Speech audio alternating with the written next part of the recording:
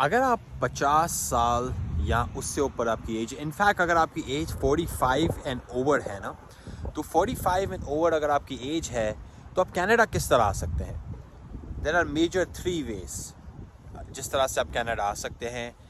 Mostly उन लोगों के लिए है जिनके एज में बेसिकली जिनको एडवांटेज नहीं मिलता एक्सप्रेस एंट्री के अंदर, राइट? तो वो कौन से 3 तरीके हैं? इनफैक्ट मैं ये भी आपको बताऊं, वो भी लोग कनाडा आ सकते हैं जो 50s में है, 60s में, इनफैक्ट 70s में भी लोग कनाडा आ सकते हैं, as long as they are healthy, मतलब कि उन्हें मेजर हेल्थ कंडीशन ना हो तो वो कनाडा में आके पीआर ले सकते हैं बेसिकली, राइट? अच्छा, ये बात हो रही है पीआर की, राइट? ओके, वरना तो मतलब कि अगर आपके बच्चे यहाँ पे हैं, अगर वो परमानेंट रेजिडेंट है तो आप सुपर वीज़ा पे आ सकते हैं। पर सुपर वीज़ा का मसला ये है कि यहाँ पे आके आप काम नहीं कर सकते, राइट? सो बहुत सारे लोग प्रेफर ये करते हैं कि अगर हम 50 के हैं, हम 60 के हैं और हमें अब कनाडा की परमानेंट रेजिडेंसी चाहिए और इवेंचुअली पासपोर्ट चाहिए, तो उसकी किस तरह से, वो उसके राउट्स क्या है, राइट? तो आज की वीडियो में हम उस चीज़ के बारे में डिटेल में बात करेंगे। मेरा नाम अली सलमान है और मैं हूँ लॉटिक, LAWTIQ lotic.com से, right? Okay, let's get started, right? पहली चीज़, कनाडा का जो फ्लैगशिप प्रोग्राम है, एक्सप्रेस एंट्री प्रोग्राम है ना, उसके अंदर जो एक कैटेगरी है जिसको हम बोलते हैं federal skilled worker, right? Skilled worker के अंदर 12 पॉइंट्स होते हैं एज के, राइट? तो लेट्स अज्यूम आपको पॉइंट्स नहीं मिल रहे, वो 12 पॉइंट्स, आपकी उम्र जो है ना वो 45-50 से ऊपर हो गई है, राइट? अब आपको किस तरह, आप अगर उस प्रोग्राम में, ये जो पहला ऑप्शन है, पहले ऑप्शन के अंदर आपको पढ़े लिखे होना ज़रूरी है। अगर आप एटलीस्ट बैचलर्स या मास्टर्स हैं, आपके पास तकरीबन 15 साल से प्लस का वर्क एक्सपीरियंस है, राइट? ओके, तब जाके द रीज़न जो जिस तरह से आप यहाँ पे आ सकते हैं वो आप ये कर सकते हैं कि यहाँ पे आके, यहाँ तो आप एक अपनी खुद की कंपनी खोलें, ओके? उसी के अंदर से आप एक वर्क परमिट निकलता है जिसके आपको 200 पॉइंट मिलते हैं। तो 200 पॉइंट वो आपको मिलते हैं, 300-350 पॉइंट्स आपके खुद के होते हैं, तो आप 500 प्लस में चले जाते हैं, जिसके थ्रू आप एक्सप्रेस एंट्री के अंदर आ जाते हैं, ओके?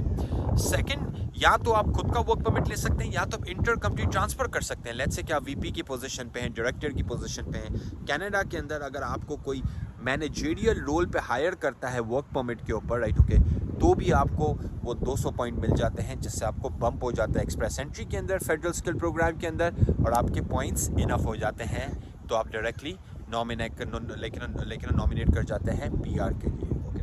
तो पहला जो राउट है वो है एक्सप्रेस एंट्री के थ्रू, पर ये वो नहीं कर सकते जो पढ़े लिखे नहीं है, राइट? ओके, अगर आपने इंटर किया हुआ है, हाई स्कूल किया हुआ है, तो फिर आप, मतलब कि ये आपका इसमें, इस प्रोग्राम के अंदर आप नहीं होगे। अगर आप मास्टर्स हो, आप बैचलर्स हो, आप प्रोफेशनल इंडस्ट्री से ताल्लुक़ रखते हो, तो आपके चांसेस जो है ना वो बेसिकली ज़्यादा हैं इन टर्म्स ऑफ इस प्रोग्राम के अंदर।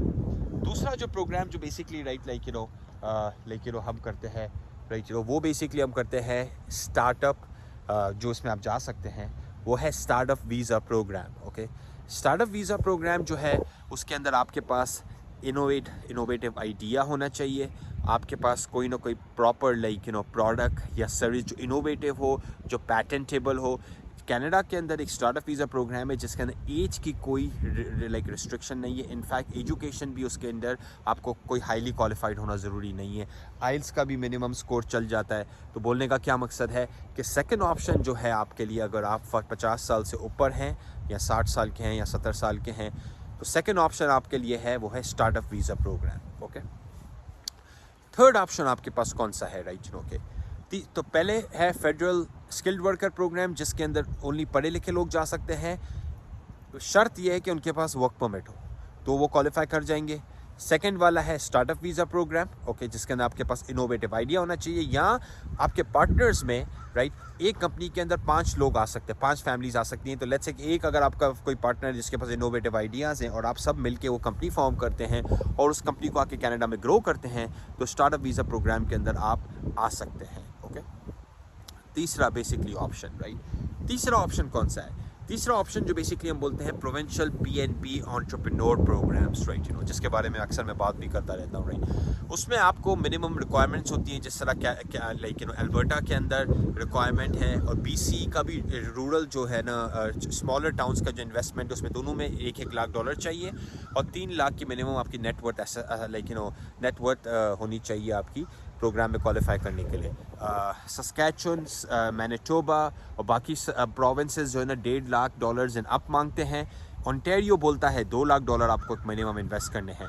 तो बेसिकली ये जो तीसरा जो ऑप्शन है वो प्रोविंशियल प्रोग्राम्स के अंदर है, प्रोविंशियल नॉमिनी प्रोग्राम्स के अंदर है, जिसमें आप कोई भी ट्रेडिशनल बिजनेस ले लेते हैं, फास्ट फूड फ्रेंचाइज लेते हैं, लेकिन वो क्लीनिंग कंपनी के ले लेते हैं, रिटेल स्टोर लेते हैं, आप इन अकाउंटिंग की फ्रेंचाइज लेते हैं, जो भी आपको मतलब कि समझ में आए, राइट, ओके, आप लेते हैं। और उसके अंदर मिनिमम जो रिक्वायरमेंट्स होती है प्रोविंस की, जिस तरह मैंने अल्बर्टा को बोला कि उसकी $1 लाख इन्वेस्ट करने हैं आपको, वो आप करते हैं। आप बिज़नेस को 1 साल तक चलाते हैं, आप एक कैनेडियन को हायर करते हैं और फिर आपका PR हो जाता है। स्टार्टअप के अंदर basically right like similar process है, राइट, उसमें भी आप अपने स्टार्टअप को चलाते हैं, राइट लाइक 2 साल तक, फिर आपका PR होता है।